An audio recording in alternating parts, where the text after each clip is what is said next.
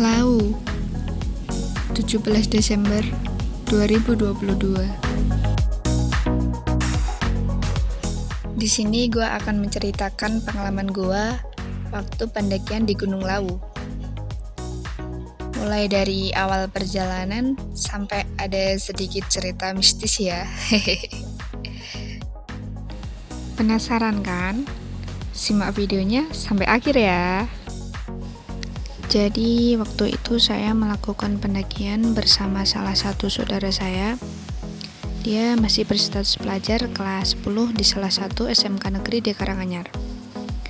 Karena dia anak pade gua, jadi gua manggilnya Mbak ya. Namanya Mbak Rita. Jadi hamin sebulan pendakian, kita memang sudah berencana mau mendaki Gunung Lawu. Namun, kita berpikir cuaca akhir-akhir ini sering hujan, jadi tidak berniat untuk bermalam di sana. BTW, ini first time banget gue sama Mbak Ita nanjak ke Lawu.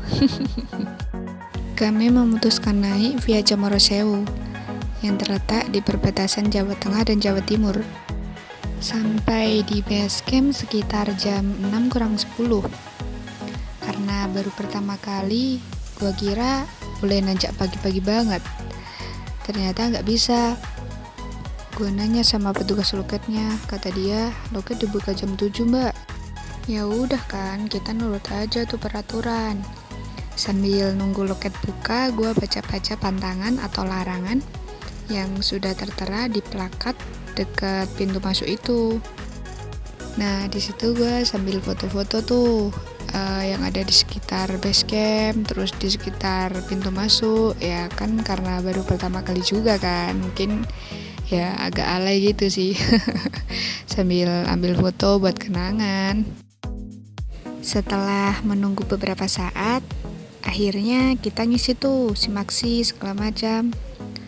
Untuk HTM pendakian per orang 25.000 ya.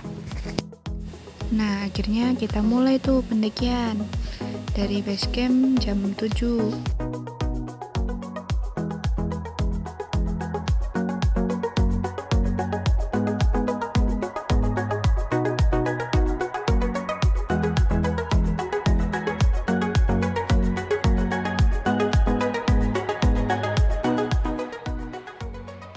Sebelum sampai di pos 1, kita ngisi air dulu nih buat masak mie ntar.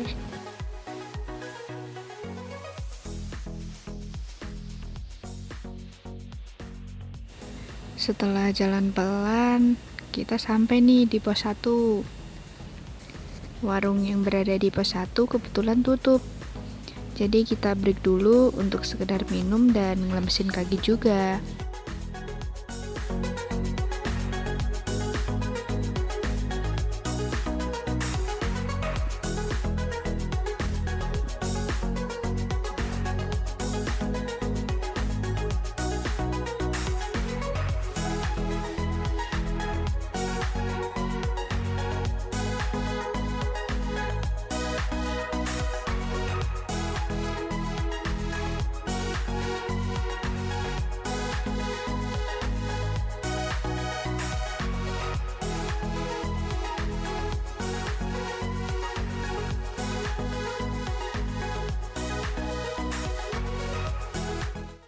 Tak terasa tibalah kita di pos 2. Di situ kita banyak bertemu para pendaki lain. Mereka sedang beristirahat juga di situ. Dan kebetulan warung di pos 2 sedang buka. Sepanjang jalur dari pos 1 sampai pos 3, vegetasi masih benar-benar rimbun. Pepohonan yang menjulang tinggi di sisi kanan kiri yang membuat gua merasa sejuk, jadi panas terik matahari bisa tersamarkan. Di tengah perjalanan menuju pos 3, gua bertemu dengan 2 orang anak dan bersama nenek yang ternyata itu Mbok To. Yang saya takjub dari 2 orang anak ini, mereka masih kategori belum waktunya. Karena seusia mereka masih asik bermain.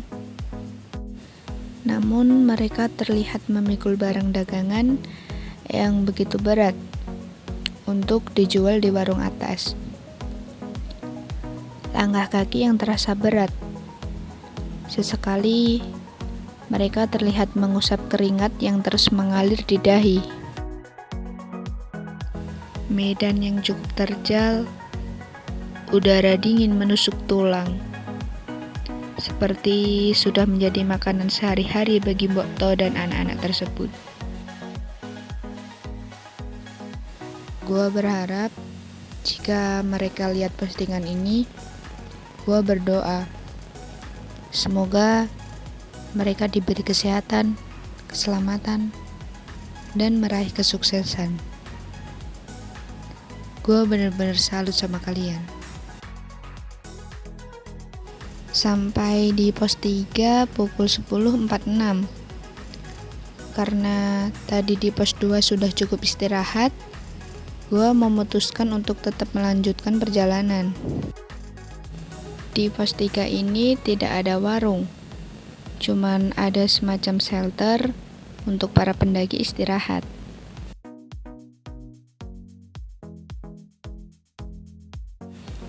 Setelah melewati pos 3, tiba-tiba kabut naik, dan semakin tinggi kaki melangkah, terpaan angin semakin kencang. Gue berdoa dalam hati, agar diberi cerah jangan hujan sampai gue kembali ke rumah.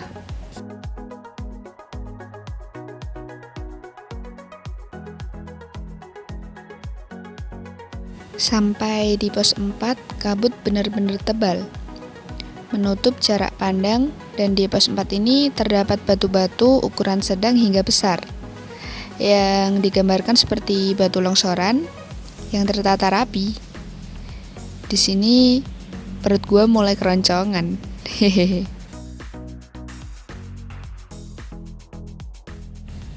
Berhubung di pos 4 tidak memungkinkan untuk masak air karena tempatnya terlalu curam dan tidak ada spek serata, jadi gue lanjut jalan. Gak jauh di atas pos 4 ada kayak semacam taman rata cepetak gitu.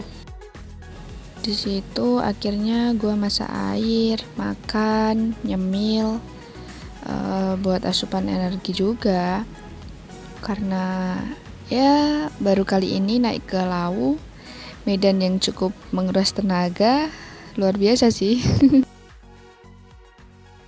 Istirahat gue cukup lama juga, karena kebetulan ada 2 orang bapak-bapak yang mau naik. Beliau ngajak ngobrol juga. Ya biasalah obrolan pendaki pada umumnya gitu. Bapak-bapak itu katanya dari Solo. Beliau juga TikTok seperti gue. Beliau memakai outfit running. Setelah cukup lama dan tubuh juga mulai bertenaga, akhirnya kita lanjut lagi. Semakin ke atas, gue banyak menjumpai Edelweiss. Dan karena pertama kali lihat secara langsung, kayak seneng aja gitu. Cantik banget Edelweiss-nya. Namun ingat ya guys, di peraturan sudah dijelaskan dan di jalur juga ada peringatannya. Jangan memetik Edelweiss. Kita sebagai pendaki yang beretitude harus disiplin taat peraturan ya guys. Kalian pasti sering mendengar kata-kata ini. Jangan meninggalkan apapun kecuali jejak. Jangan mengambil apapun kecuali gambar. Jadi be smart ya guys. Lanjut, sebelum pos 5 vegetasi mulai terbuka dan jalur mulai setapak sebelah kiri jurang yang cukup dalam. Namun gue bersyukur banget sampai sini. Bener-bener cerah, gak nyangka bisa secerah ini di musim penghujan. Padahal tadinya di pos 4 bener-bener kabut tebal. Di jalur ini ada panah yang bertuliskan Jolotundo, Sendang Derajat, Hargo Dalem, Kepatian Kiwo Kiri, Kepatian Tengen atau kanan, Kesatrian, Hargo Dumilah atau puncak, Bulak Peperangan, Pasar Dieng atau Setan, Sendang Kebo, Sendang Macan, Sendang Celeng, Gunung Alap-Alap, dan Hargotiling. Sampai di pos 5 Jolotundo sekitar jam 1:08.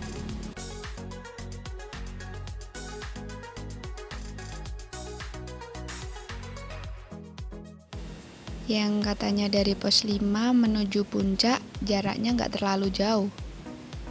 Cuman gue di situ bener-bener santai, menikmati view yang kebetulan beruntung banget. Kali pertama ke Lau dapat view secerah ini. Di situ gue abadikan momen foto-foto dan bersantai lihat view Telaga Sarangan dari pos 5 Gunung Lau via Cemoro Sewu. Di situ gue bener-bener ngerasa kecil, ngerasa rendah, karena Tuhan menciptakan surga seindah ini di dunia. Terima kasih Lau, gue bakalan candu.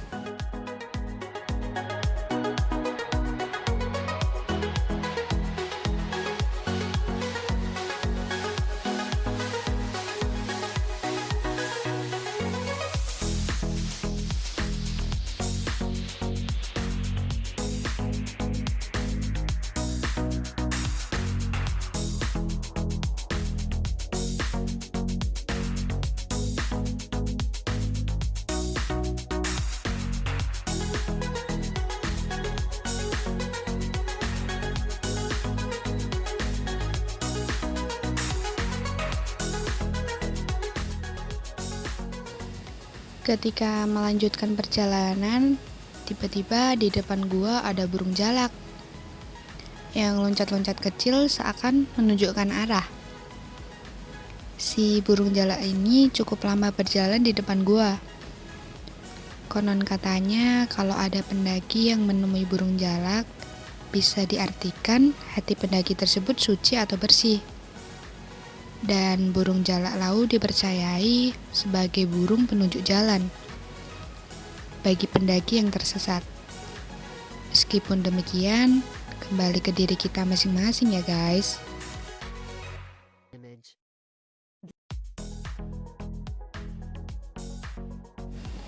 Setelah sekian lama berjalan, gue sampai di warung Bokto yang berada tepat di samping Sendang Derajat. Di situ gue pengen nyobain air dari Sendang Derajat.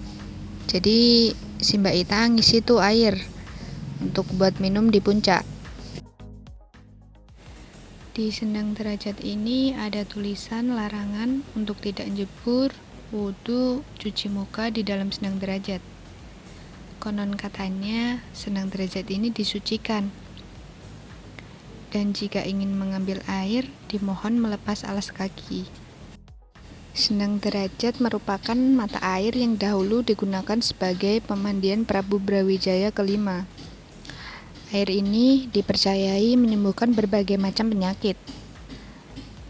Dan konon katanya, bila mandi di sendang ini dalam hitungan ganjil, maka bisa meningkatkan derajat atau pangkat seseorang.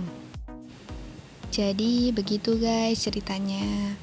Mau percaya atau tidak, kembali ke kalian masing-masing ya. Setelah singgah di Sendang Derajat, kami melanjutkan perjalanan dan gak nyangka bisa sampai puncak. Walaupun lambat sih. Tadinya gua dan Mbak Ita cuman mau nikmatin aja perjalanan dan gak berambisi sampai puncak. Begitu terlihat puncak Argodumilah yang tadinya kaki, badan capek banget, kayak speechless, langsung hilang capeknya. Dan gue excited banget tuh bisa sampai puncak. Berterima kasih banget sih kepada Tuhan dikasih cuaca cerah, dan makasih Lau. Sampai di puncak bener-bener baru pertama kali lihat surga dunia, indah banget sih asli. Saat itu yang berfoto di puncak Argodumilah banyak banget. Jadi harus antri dulu. Sembari menunggu agak sepi, gue memutuskan bikin kopi dulu tuh. sambil lihat segumpalan awan di depan mata.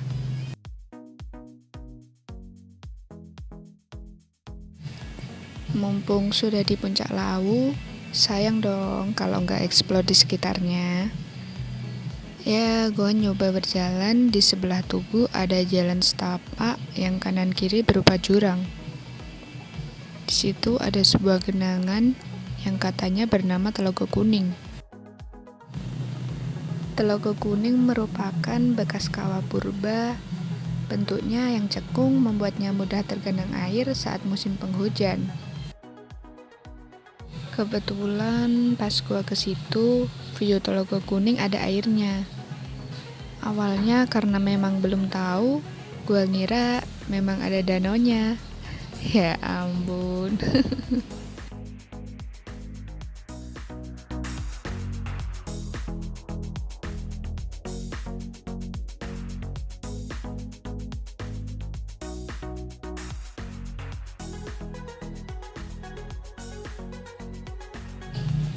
Karena gua nggak mau turun terlalu malam, jadi gua memutuskan balik ke Tugu Hargodumilah untuk sekedar foto buat kenang-kenangan. Di situ gua bertemu dengan pendaki lain dan sempat foto bareng. Ya, siapa tahu kakak-kakak ini melihat videonya ya. Hehe. Berhubung sudah cukup mengambil dokumentasi dan hari semakin sore, pukul 16:10 gua mulai turun. Di situ banyak pendaki yang memilih lintas jalur melalui Cemoro Kandang, dan yang lain pada ngecamp di sekitar puncak dan sekitar warung Bokto.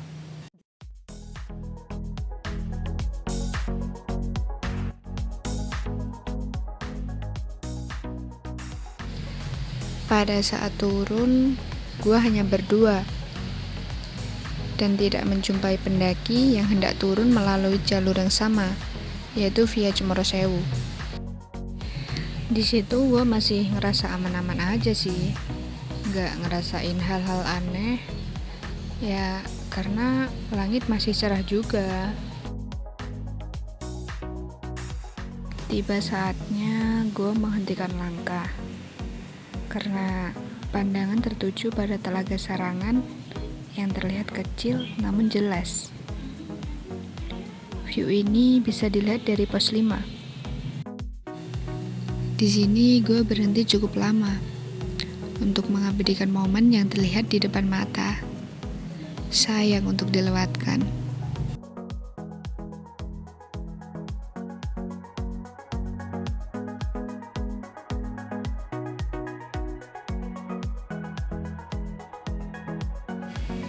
Selama perjalanan dari pos 5 sampai pos 3 masih belum ada kendala dari segi hal mistis. Jadi gua dan Mbak Ita masih bisa hahaha gitu. Saat di pos 4, gua bertemu dengan pendaki beberapa rombongan. Namun gua turun, mereka baru pada mau naik. Salah satu cowok pada saat itu sempat nanya ke gua, Mbak, pos 5 masih jauh nggak? gua jawab tuh, ya lumayan sih mas. Setelah gitu si cowok bilang, ya udah makasih ya mbak, dan sempat berpesan kepada gua, Hati-hati mbak, cuman berdua, cewek semua lagi. buset.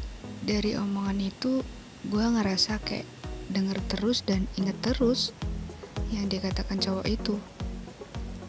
Semenjak perkataan itu, suasana semakin petang dan hawanya juga beda.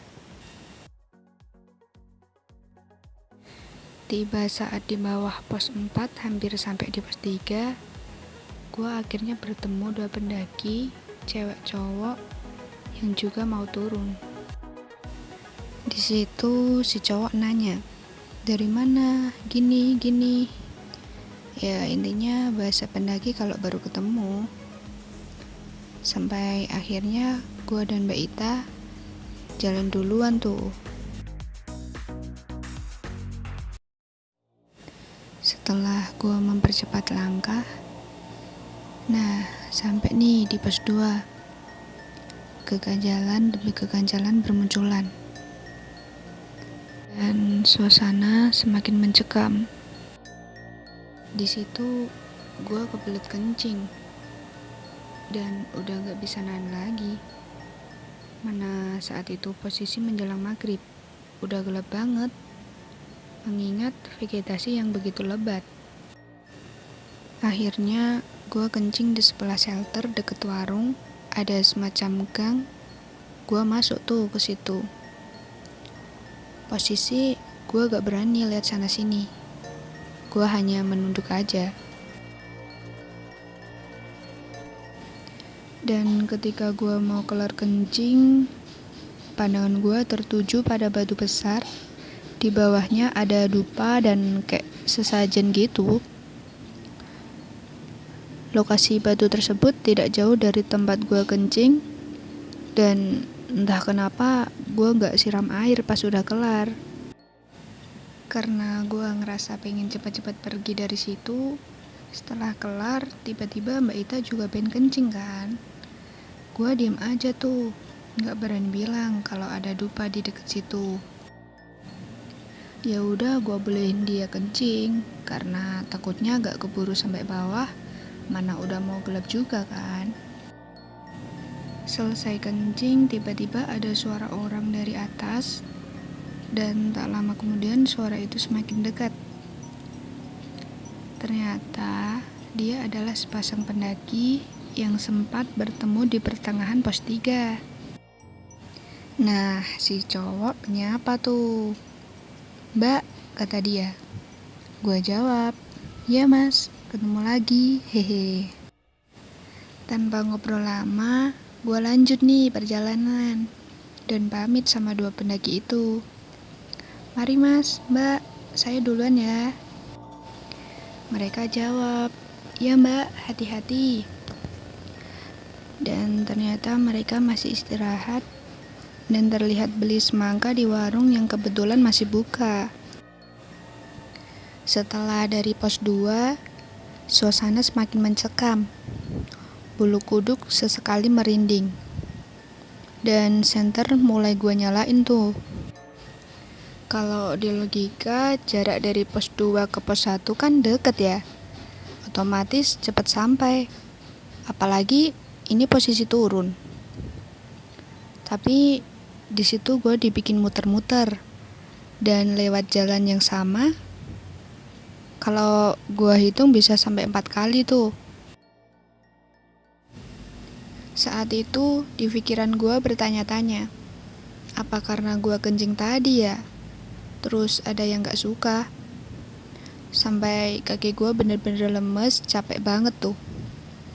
Terus gue kepikiran, senter gue kalau mati mana gak bawa power bank kan?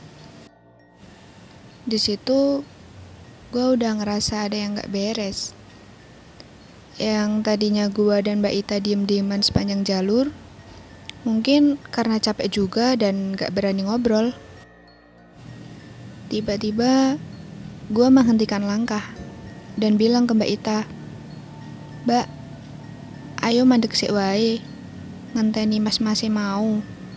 Sik ning dhuwur ben awake dhewe iso bareng medune." Di situ Mbak Ita cuman diem tanpa kata dan cuman tatap-tatapan aja sama gua. Gak sampai 5 menit di situ, gua mikir nih, gimana kalau semakin malam, gua takutnya ada hal-hal di luar batas wajar kan. Nah, gua gak jadi tuh nunggu mas-masnya yang di atas tadi. Akhirnya gue lanjut jalan nih sambil perasaan yang gak enak dan gue tetap zikir nih dalam hati. Sampai gue lihat sorot senter dari bawah. Nah, di situ gue ngerasa seneng banget karena bisa berpapasan dengan pendaki lain. Soalnya semenjak dari turun pos 2, gue cuman berdua aja tuh, gak ketemu pendaki sama sekali. Mana gelap banget kan?